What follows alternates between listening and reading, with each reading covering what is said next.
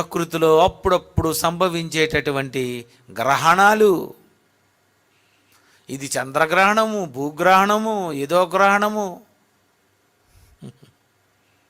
వెర్రివాళ్ళు చూశారండి. వాళ్ళకి ఆ రోజు వాళ్ళకి అసలు అర్థం అవ్వలేదు. 3 రోజులు ఎందుకు చీకటి కమ్మింది.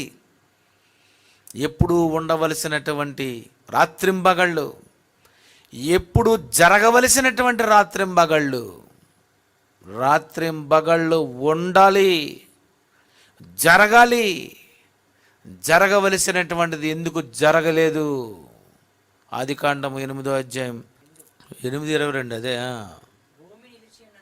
భూమి నిలిచి ఉన్నంత వరకు వెదకాలము, కోతకాలము, శీతోష్ణములు, వేసవి శీతకాలములు, రాత్రింబగళ్ళు ఉండక మానవని తన హృదయములో అనుకొనెను. దేవుడు అన్నాడు, భూమి ఉన్నంత వరకు రాత్రింబగళ్ళు జరుగుతాయి.